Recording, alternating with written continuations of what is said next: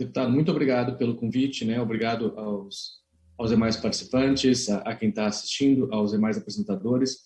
O ITS Rio é um instituto de pesquisa independente e eu acho que, com o perfil dos apresentadores aqui, a nossa provocação e contribuição é para pensar o que causou o Cambridge Analytica e qual que é o Cambridge Analytica atual. Então, será que o consentimento é a peça-chave da gente conter esse próximo Cambridge Analytica?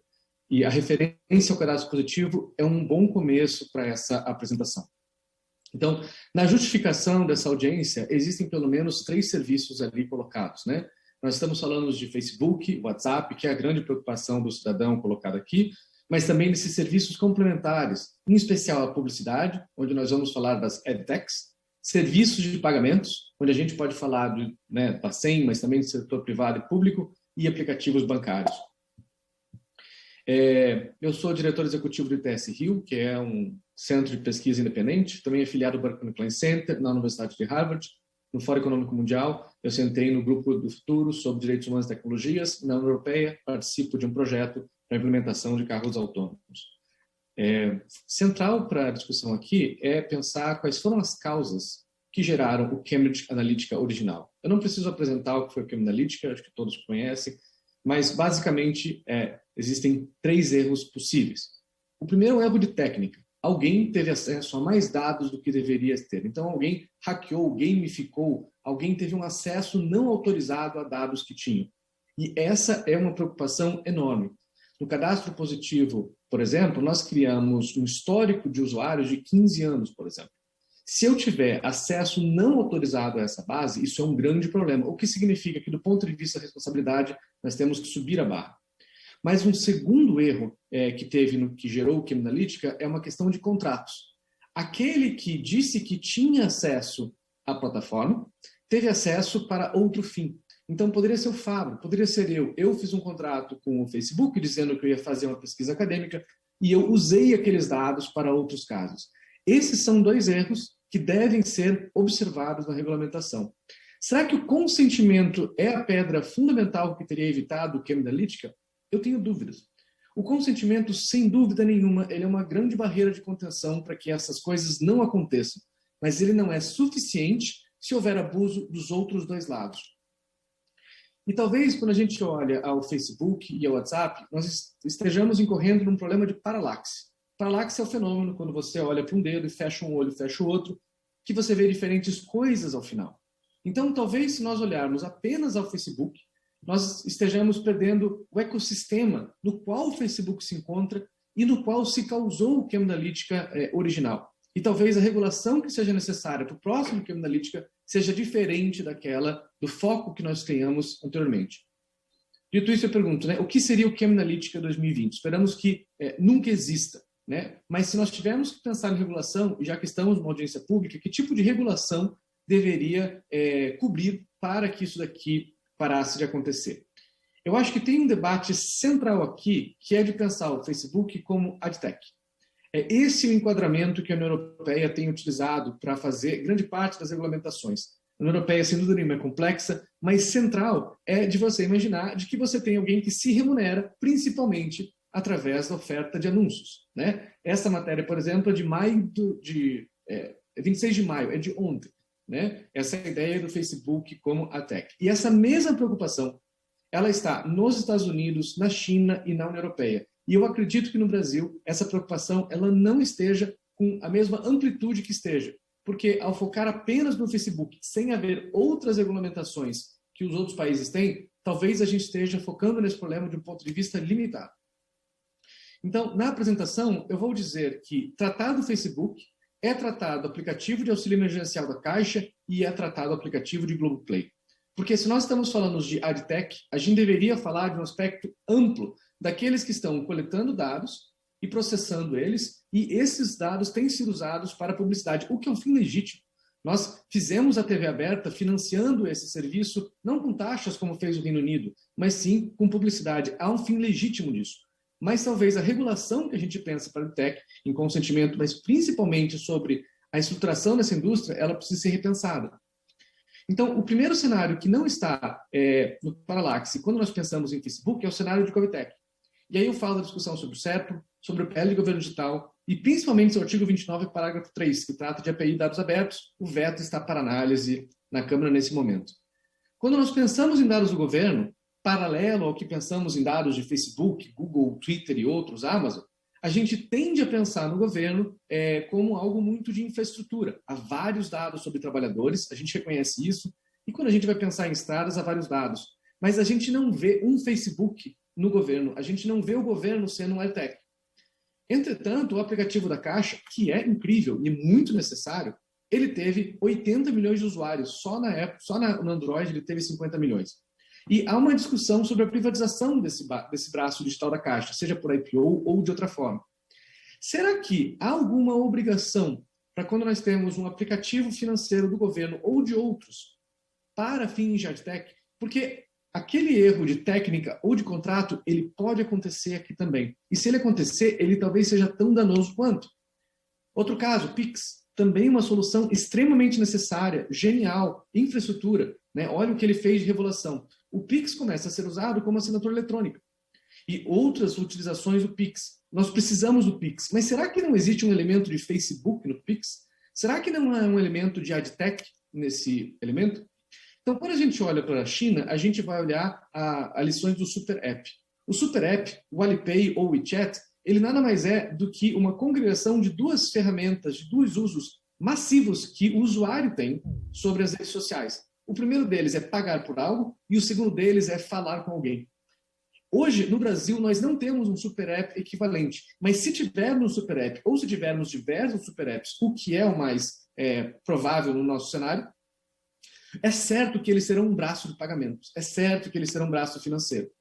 Esse daí é o cenário em 2018 da China sobre a instalação desses aplicativos. Né? O aplicativo da Tencent estava em 87%, da Alipay 70%, 64% dos celulares tinham os dois aplicativos instalados, porque basicamente toda a infraestrutura financeira está integrada na China aos mercados de pagamentos. Este é um cenário, quando a gente olha para o Brasil, semelhante ao argumento que a gente usa para o WhatsApp, de dizer que ele está em 91%, 95% dos celulares ativos. Este é o cenário do Super App, mas o WhatsApp hoje não tem pagamentos. Se tivesse, seria este cenário que a gente veria.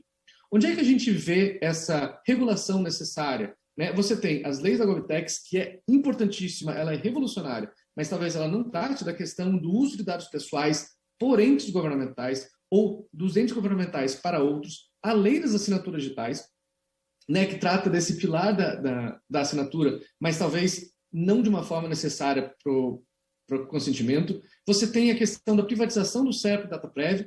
Você tem na Lei GovTech a API de dados abertos, a serviço digital, o quanto ele pode ser prestado, quais são os limites desse serviço e a lei do cadastro positivo.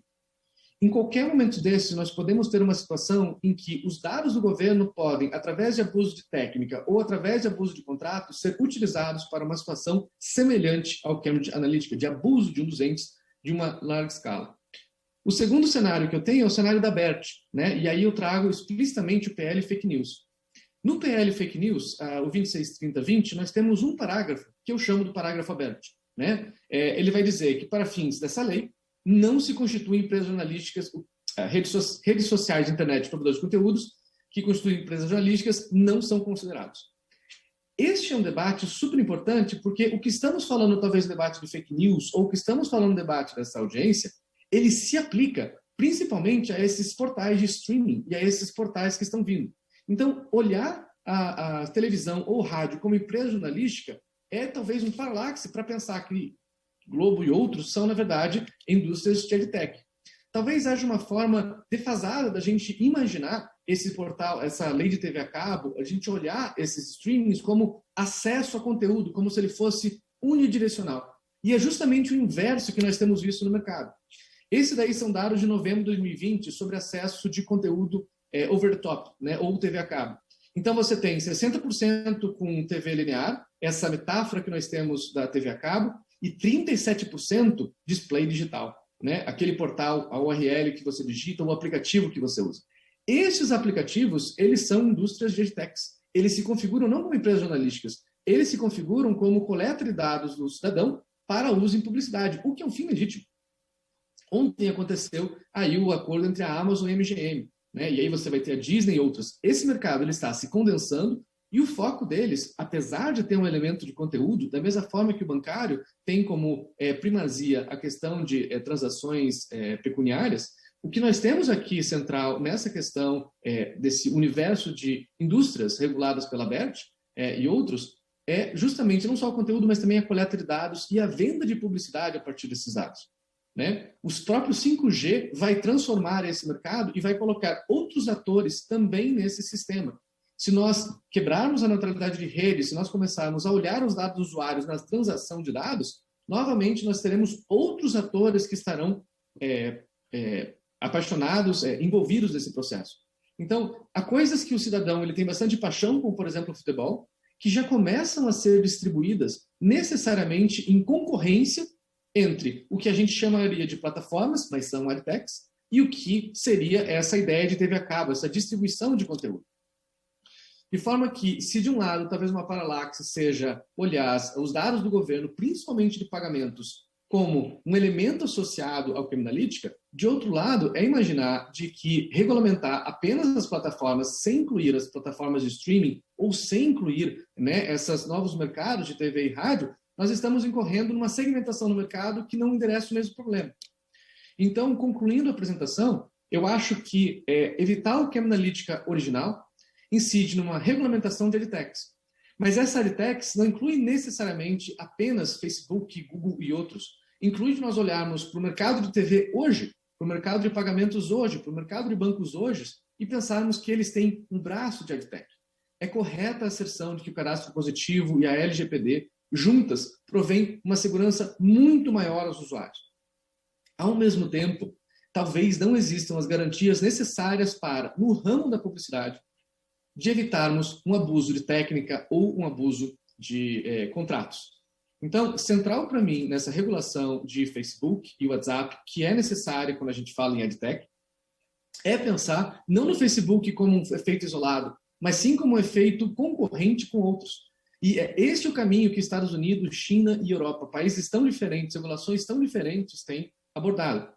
A China, por exemplo, acabou de redesenhar o seu Código Civil e de redesenhar o seu uso de dados pessoais, o seu Código de Dados Pessoais. Apesar de ser uma regulamentação bastante diferente da nossa, o que a gente vê de tendência é uma tendência a quebrar grandes segmentos de forma a ter mais controle sobre os dados pessoais. Nos Estados Unidos e na Europa, eu acho que a gente vê um movimento similar, sendo talvez a Europa aquela que tem uma forte regulamentação de fintechs. O Brasil tem uma forte regulamentação também, mas uma regulamentação de fintechs já mais próxima da ideia de adtech, coisa que aqui no Brasil nós ainda tratamos como campos bastante separados.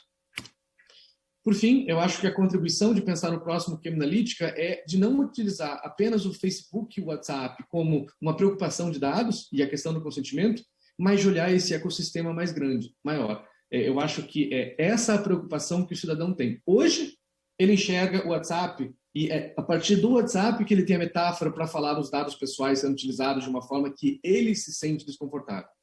Mas daqui a pouquinho, ou já, a gente vai estar falando de fintechs, a gente vai estar falando de streaming, e eu acho que se nós estamos falando de regulação, a gente deveria falar deles três como um conjunto. Muito obrigado pelo convite e fico à disposição para esclarecimentos.